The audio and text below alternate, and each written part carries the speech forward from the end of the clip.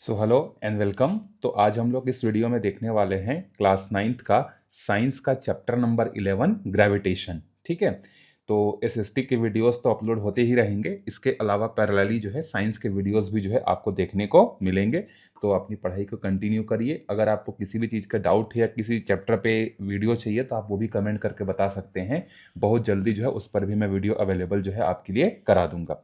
चलिए देखिए, ग्रेविटेशन ये चीज आपने डेफिनेटली सुना होगा कि ग्रेविटी क्या होती है। ग्रेविटी के कारण से हम लोग अर्थ पर चल पाते हैं। ग्रेविटी के कारण ही जो है बाइक्स कार वगैरह जो है क्या होती हैं, रोड पर चलती हैं। और आपने बहुत फेमस आपने एक एग्जांपल भी सुना होगा कि न्यूटन जो है एक साइंटिस्ट था जिसके सर के ऊपर में एप्पल गिरा था, तो उसी ने जो है ग्रेविटी की डिस्कवरी की थी। आई होप आपने ये एग्जांपल डेफिनेटली अपने 8 सालों की स्कूल लाइफ में जो है सुना होगा। तो उसी के बारे में हम लोग आज जो है पढ़ने वाले हैं, ग्रेविटेशन चैप्टर के बारे में। ये आपके लिए जो है जो क्लास 9 का ग्रेविटेशन है वो बिल्कुल आपको काम आएगा क्लास 11th में। अगर आप मैथ्स या बायो लेकर पढ़ते हैं तो वहाँ पर फिजिक्स में एक चैप्टर भी है ग्रेविटेशन करके, वहाँ पर और डिटेल में आप जो है पढ़ेंगे। तो ये फ्यूचर के लिए भी बहुत ज़्यादा इंपॉर्टेंट है आपके आगामी क्लास के लिए। तो स्टार्ट करते हैं। देखिए, in this chapter of force and motion, you have come across several such examples where an object moves towards the surface of the earth. हमने बहुत सारे ऐसे एग्जाम्पल्स देखे हैं जहां पर जो ऑब्जेक्ट होता है वो क्या होता है, अर्थ की तरफ जो है क्या करता है, मूव करता है। Like when a stone is thrown upward away from the surface of the earth, it comes back to the earth surface. जैसे अगर ये मान लो हमारा अर्थ का सरफेस है, यहां से हम लोग खड़े होकर एक पत्थर को अगर ऊपर की तरफ फेंकते हैं तो एक सर्टेन पॉइंट तक पत्थर जाने के बाद से यू टर्न लेता है और वापस क्या होता है, अर्थ की तरफ जो है क्या होता है, आता है। ये आप लोग करके भी देख सकते हैं। ठीक है, ये एक एग्जांपल हो गया कि जो स्टोन है वो अर्थ की तरफ मूव कर रहा है। उसी तरीके से जो ड्रॉप्स ऑफ रेन है, जो बारिश के बूंदे हैं, वो भी क्या होती है, बादल से जो है नीचे अर्थ की तरफ आती हैं। ड्राई लीव्स, जो सूखे पत्ते होते हैं, जब वो पौधे से झड़ते हैं तो भी वो जमीन की तरफ जो है आने लगती हैं। डस्ट पार्टिकल, जैसे कोई बाइक जा रहा है, कोई साइकिल जा रहा है, कोई ट्रक जा रही है तो धूल उड़ता है, तो जो डस्ट के पार्टिकल होते हैं कुछ देर बाद सेटल डाउन होकर क्या होते हैं, वापिस से सरफेस पर आ जाते हैं। Everything falls back on the surface of the अर्थ। तो जितनी भी चीजें होती हैं, सबके सब चीजें क्या होती हैं, अर्थ के सरफेस पर जो है क्या होती हैं, वापिस आ जाती हैं। अनटिल एंड अनलेस अगर हम लोग उसको बहुत स्पीड से, बहुत फोर्स से अगर नहीं फेंकते हैं तो। ठीक है। Have you ever thought why does every object fall back on the earth? तो क्या आपने कभी सोचा है कि जितने भी ऑब्जेक्ट जो होते हैं वो अर्थ पर जो है वापस जो है क्यों आ जाते हैं? इसके पीछे कुछ रीजन होगा, कुछ तो अर्थ के पास ऐसी पावर होगी या कुछ ऐसा मंत्र होगा जिसके कारण से जो है क्या होता है, सारे के सारे ऑब्जेक्ट्स जो है अर्थ की तरफ ही खींचे चले आते हैं। Why does the velocity of the pebble increase on the reaching the surface of the earth when it's thrown from a height above the earth surface? अब देखो, जो पेबल से मतलब एक समझ लो एक पत्थर का जो टुकड़ा है, जब हम लोग उसको क्या करते हैं, अगर हेलीकॉप्टर में या किसी भी तरीके से या जमीन से ऊपर हाइट पे खड़े होकर जब हम लोग उसको ऊपर से नीचे गिराते हैं तो वो जैसे जैसे अर्थ के सरफेस के नजदीक आने लगता है उसकी जो स्पीड है वो क्या होने लगती है, और बढ़ने लगती है। जैसे अगर आप हेलीकॉप्टर से या 10 मंजिला 20 मंजिला बिल्डिंग से अगर आप एक बॉल को फेंकेंगे तो जैसे जैसे वो बॉल अर्थ के सरफेस आने लगेगा, अर्थ के सरफेस के नजदीक आने लगेगा, उसकी स्पीड जो है और बढ़ने लगती है। ठीक है। You learned in the earlier classes that several Earth-like planets in the solar system revolve around the sun and the moon-like satellite revolve around the planets. इसके अलावा हम लोग सोलर सिस्टम के बारे में भी जब हम लोग पढ़ते हैं तो हम लोगों को पता है कि जो अर्थ है वो सोलर सिस्टम में क्या करता है, सन के अराउंड जो है रिवॉल्व करता है। और जितने भी जो सैटेलाइट होते हैं, whether it is a natural satellite और आर्टिफिशियल सैटेलाइट, वो जो है प्लेनेट के अराउंड क्या करते हैं, रिवॉल्व करते हैं। तो ऐसा गोल गोल ही क्यों घूमते हैं वो, ऐसा कहीं मतलब ये अगर सन है तो जो अर्थ या जितने भी जो प्लैनेट्स हैं वो इस तरीके से एक एक जो है प्री डिस्क्राइब पाथ में ही घूमते हैं। ये कभी ऐसा फिर ऐसा फिर ऐसा फिर ऐसा क्यों नहीं घूमते हैं, उसके पीछे भी तो कुछ रीजन होगा ना।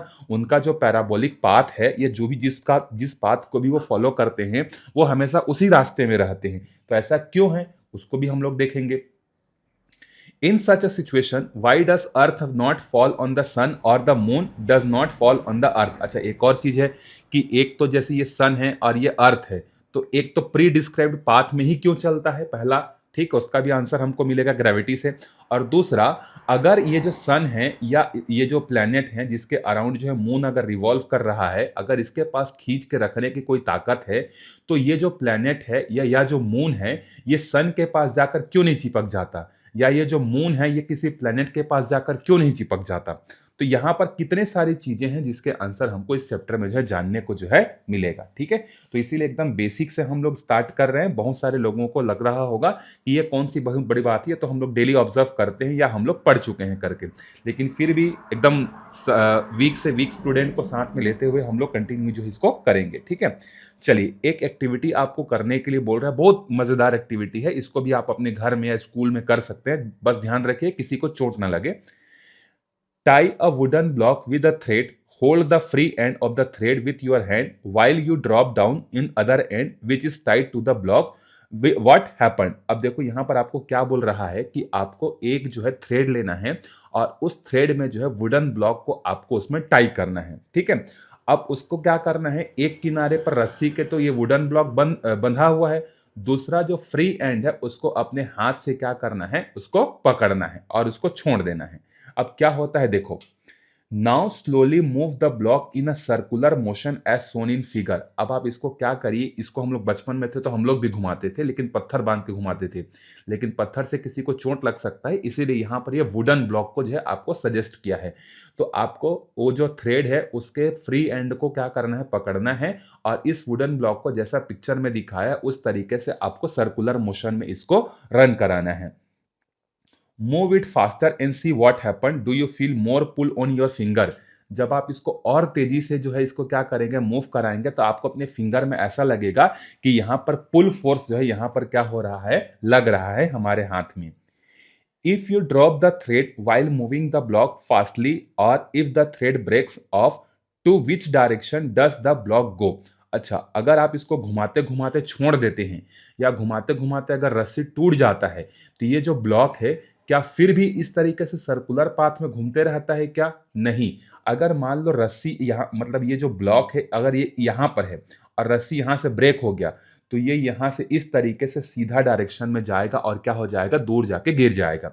अगर वो ब्लॉक यहाँ पर है तो यहाँ से ऐसा सीधा जाएगा और टूट जाएगा, अगर यहाँ पर रस्सी टूटा है तो ऐसा सीधा जाएगा और गिर जाएगा, लेकिन वो सर्कुलर पाथ को फॉलो नहीं करेगा क्योंकि आपने रस्सी को छोड़ दिया है या तो रस्सी ब्रेक हो गया है। ठीक है, does the block keep moving in a circular path even after the thread breaks off, क्या थ्रेड के ब्रेक होने के बाद भी वो जो वुडन ब्लॉक है वो सर्कुलर मोशन में घूम रहा है क्या? नहीं घूम रहा है। Have you thought about the direction of motion of the block, discuss among your self. तो ऐसा क्यों हुआ कि जब रस्सी टूट गई या रस्सी को जब हमने छोड़ दिया तो वहां पर वो जो वुडन ब्लॉक है जो पहले सर्कुलर मोशन में घूम रहा था, अब वो सर्कुलर मोशन में ना घूमकर वो स्ट्रेट लाइन के मोशन में जो है घूम रहा है, ऐसा क्यों होता है? ठीक है, अब देखिए यहां पर experiment carefully and find out what happens if you gradually reduce the speed of the motion of the block. अब आपको दो चीजों को ऑब्जर्व करना है, एक तो स्टार्टिंग में जब आप उस ब्लॉक को थ्रेड पे बांधकर घुमा रहे हैं तो स्पीड को बढ़ाने से आपके फिंगर पर क्या फोर्स लगता है उसको ऑब्जर्व करना है, और दूसरा जब आप उसको स्पीड को स्लो करते हैं तो आपके फिंगर पर जो है क्या इफेक्ट होता है उसको भी जो है आपको ऑब्जर्व करना है। ये अपने टीचर के साथ जो है मिलकर कर सकते हैं, ठीक है, और क्लास में डिस्कशन भी जो है कर सकते हैं। चलिए अब हम लोग शुरुआत करते हैं इस एग्जाम्पल के थ्रू जो है ग्रेविटी के कंसेप्ट को समझने का। देखिए concept of gravitation. In the above activity you saw that a thread holds the block moving in a circular path even when it moves in a very high speed, but there is no such strong thread between the earth and the moon which keeps the moon connected. Then what is the force which caused the moon to revolve around the earth continuously? तो जैसे कि अभी हमने example में देखा कि एक wooden block को जब हम लोग थ्रेड में बांधकर रोटेट कर रहे थे तो वो सर्कुलर डायरेक्शन में रोटेट हो रहा था या मूव हो रहा था। क्यों हो रहा था? वो सर्कुलर पाथ को ही क्यों फॉलो कर रहा था, दूसरे पाथ को क्यों नहीं फॉलो कर रहा था? तो आप बोल सकते हैं कि सर वो जो वुडन ब्लॉक है वो उसको हमने क्या किया है, एक थ्रेड से जो है हमने टाई किया है और उसको हमने एक फिंगर से जो है फिक्स करके रखा है, इसीलिए वो जो ब्लॉक है वो अपने मन से जो है इधर उधर नहीं जा सकता। वेरी गुड, ठीक है।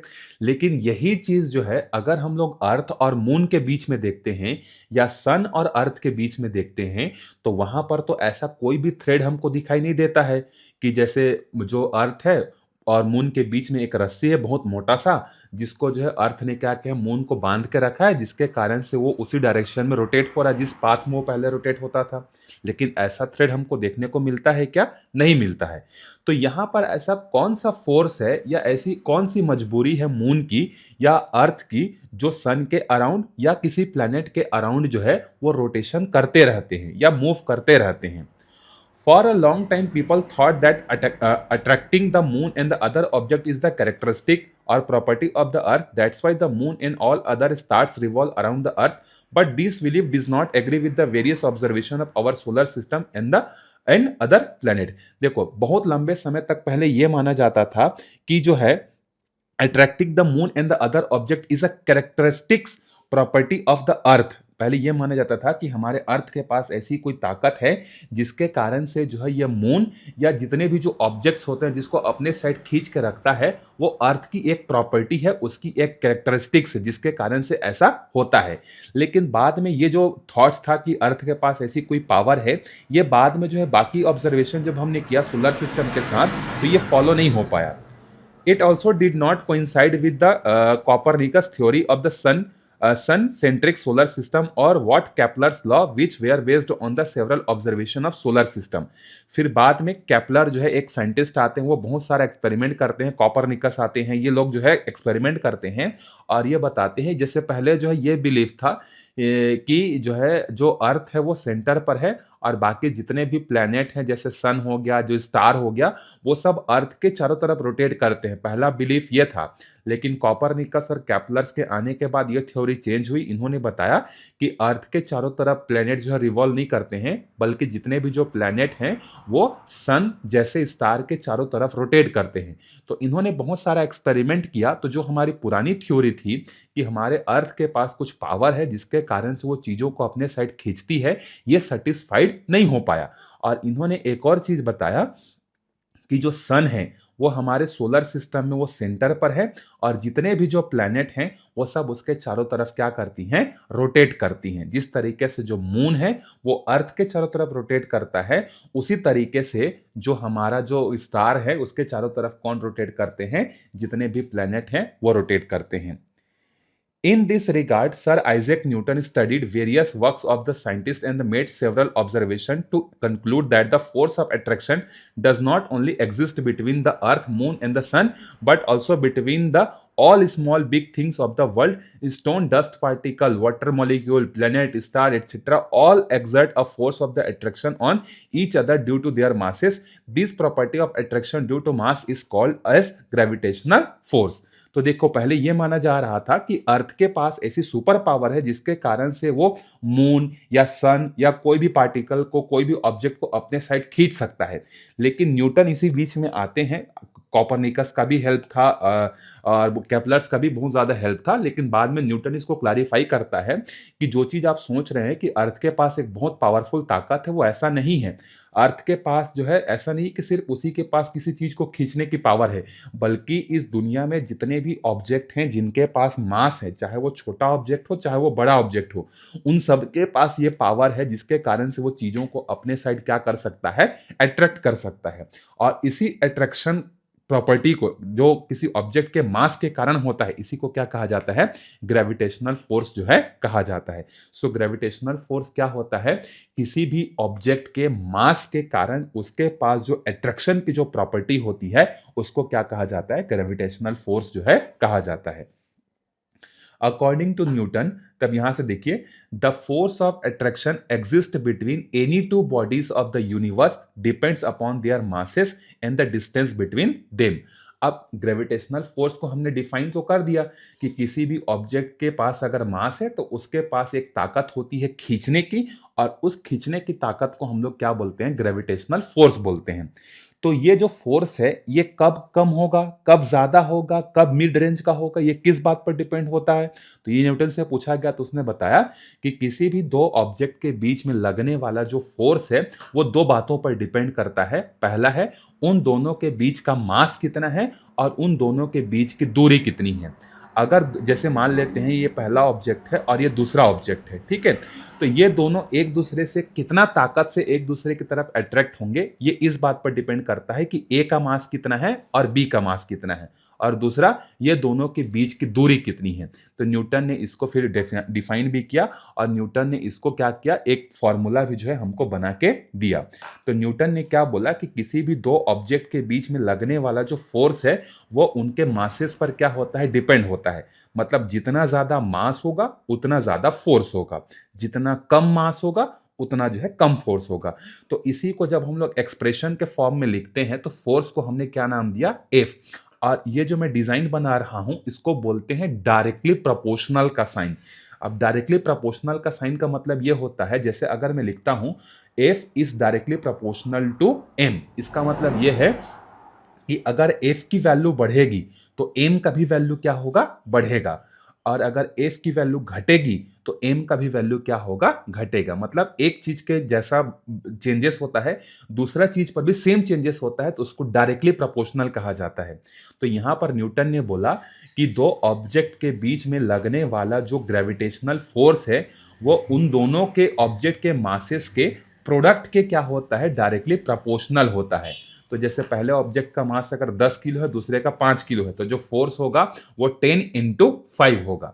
तो पहला तो इन्होंने ये रिलेशन बताया कि दो ऑब्जेक्ट के बीच में लगने वाला जो ग्रेविटेशनल फोर्स है वो उन दोनों के मास के प्रोडक्ट के डायरेक्टली प्रोपोर्शनल होता है।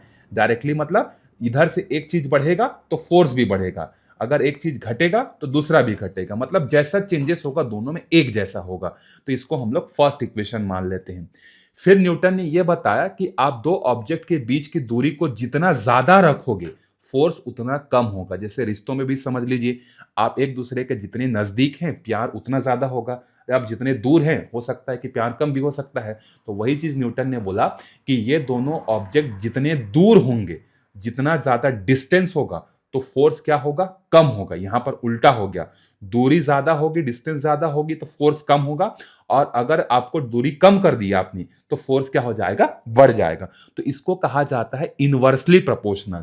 तो दूसरा कंडीशन इन्होंने बताया कि जो फोर्स है ना वो उन दोनों ऑब्जेक्ट के डिस्टेंस के स्क्वायर के इनवर्सली प्रोपोर्शनल होता है। मतलब अगर आप दूरी को बढ़ाओगे तो फोर्स क्या होगा, आपका जो है कम हो जाएगा, ठीक। और अगर आप दूरी को कम करोगे, दोनों ऑब्जेक्ट को पास लेकर आओगे तो फोर्स बढ़ेगा। इन दोनों में अंतर समझ में आया।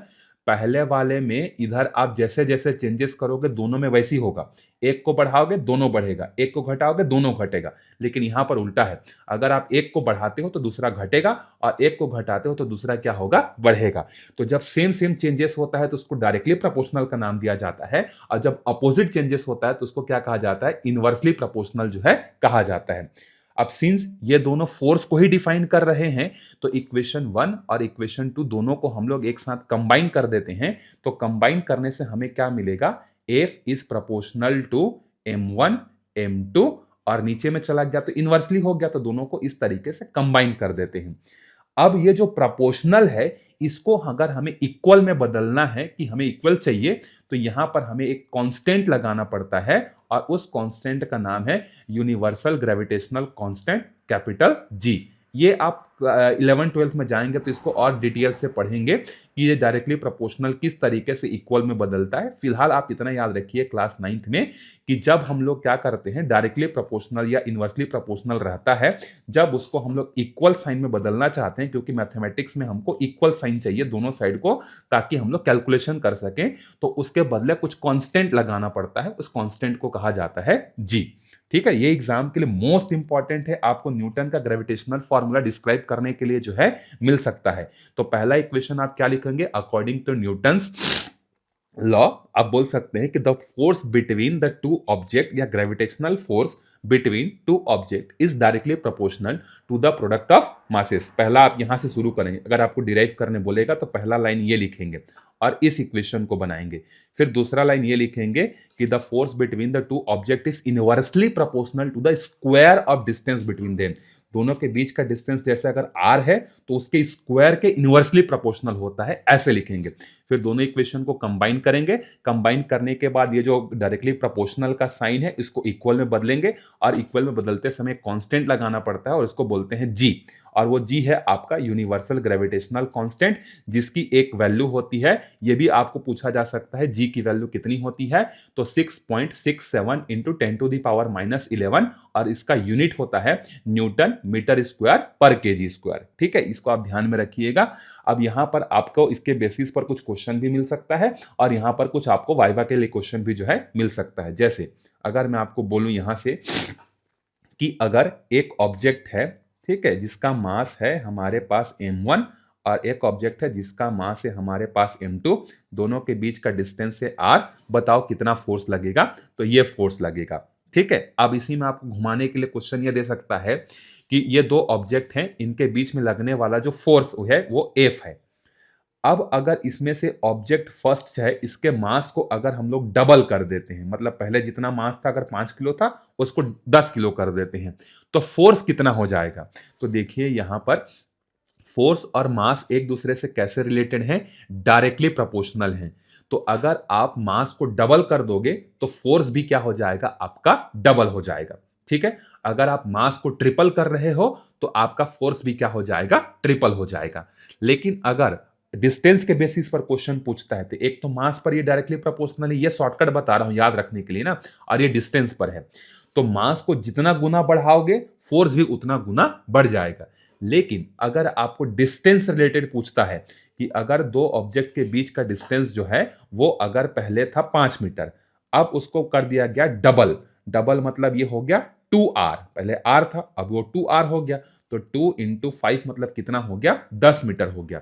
तो आपसे ये क्वेश्चन पूछा जाएगा कि अगर दो ऑब्जेक्ट के बीच के डिस्टेंस को डबल कर देते हैं तो क्या होगा। तो जब डिस्टेंस की बारी आएगी तो इस रिलेशन को यूज करना। तो इस रिलेशन में देखो r के जगह अब कितना हो गया है, डबल हो गया है, तो इसको हम लोग कर देंगे कितना, 2r की पावर में 2, और जब आप इसको खोलोगे तो 2r की पावर में 2 कितना हो जाएगा, 4r की पावर में 2। तो आप बोलेंगे कि जब दो ऑब्जेक्ट के बीच के डिस्टेंस को दोगुना करते हैं तो उसका ग्रेविटेशनल फोर्स पहले के कंपैरिजन में 1/4 हो जाता है। देखो क्योंकि यहाँ 1/4 है, और यहाँ पर मास में क्या था, पहले m था, अब वो मास कितना हो गया था, 2m, तो यहां पर 2 गुना हो गया था, लेकिन यहां पर 1/4, मतलब डिस्टेंस को अगर आप बढ़ाते हो तो ग्रेविटेशनल फोर्स कम हो जाता है, और अगर मास को बढ़ाते हो तो ग्रेविटेशनल फोर्स बढ़ जाता है। ऐसे आप इस इक्वेशन से क्या कर सकते हैं, बता सकते हैं। एक बार और आपको समझा देता हूं मैं। अगर आपसे क्वेश्चन पूछा जाएगा कि मास को डबल कर दे, डिस्टेंस को ट्रिपल कर दे तो क्या होगा, तो आप दो रिलेशन याद रखेंगे। एक तो force is directly proportional to mass, ये शॉर्टकट बता रहा हूं ना, और force is inversely proportional to distance. तो मास को आप जितना गुना बढ़ाओगे या जितना गुना कम करोगे, फोर्स सीधा सीधा उतना कम हो जाएगा या उतना बढ़ जाएगा। लेकिन डिस्टेंस को जब आप बढ़ाओगे तो आपको क्या करना पड़ेगा, ग्रेविटेशनल फोर्स आपका कम हो जाएगा। तो डिस्टेंस को अगर बढ़ा देते हैं, दो गुना कर देते हैं, तो ग्रेविटेशनल फोर्स कितना हो जाता है, 1/4। अगर यहीं पर डिस्टेंस को अगर 3 गुना कर देते हैं, दो ऑब्जेक्ट के बीच की दूरी को 3 गुना कर देते हैं, तो यहाँ 2r के जगह कितना हो जाएगा, 3r, और उस केस में ये f is directly proportional to कितना हो जाएगा, 1/9। तो डिस्टेंस को अगर आप 3 गुना कर दोगे तो ग्रेविटेशनल फोर्स पहले के कंपैरिजन में 1/9 हो जाएगा, मतलब कम हो जाएगा। तो ये दोनों रिलेशन को आप याद रखिए, ये बहुत ही ज्यादा जो है इंपॉर्टेंट है। और ये जो कैपिटल जी है, ये दुनिया के आप किसी भी कोने में चले जाओ, इसकी वैल्यू जो है कभी भी जो है नहीं बदलती है। ठीक है, तो इसके बारे में, अच्छा यहां पर ये यूनिट कैसे आया जी का, अगर आपको ये जानना है कि सर इतना बड़ा यूनिट को हम कैसे याद रखेंगे, तो देखिए मैं आपको यहां से यूनिट भी डिस्क्राइब करके बता दे रहा हूं। फोर्स का यूनिट आप सबको पता होगा, एसआई सिस्टम में कितना होता है, न्यूटन होता है। हमें इस जी का यूनिट चाहिए, जी का यूनिट क्या होगा, मास का यूनिट क्या होता है, केजी। तो दो ठो मास है, m1 और m2, तो पहले का केजी, दूसरे का केजी। और डिस्टेंस को हम लोग नापते हैं मीटर में, तो मीटर की पावर में 2 हो जाएगा। अब अगर मुझे यहां से जी की वैल्यू निकालनी है तो सबको इधर ट्रांसफर करना पड़ेगा। तो ये जो एम स्क्वायर है ये न्यूटन के साथ जाकर क्या हो जाएगा, मल्टीप्लाई हो जाएगा, और ये केजी इंटू केजी क्या हो जाएगा, केजी की पावर में 2, और इधर इंटू कर रहा है, यहां आके इसको क्या करेगा, डिवाइड करेगा, तो ये हो जाएगा केजी की पावर में 2। तो ये है आपका capital G, universal gravitational constant का यूनिट, न्यूटन मीटर स्क्वायर पर केजी स्क्वायर।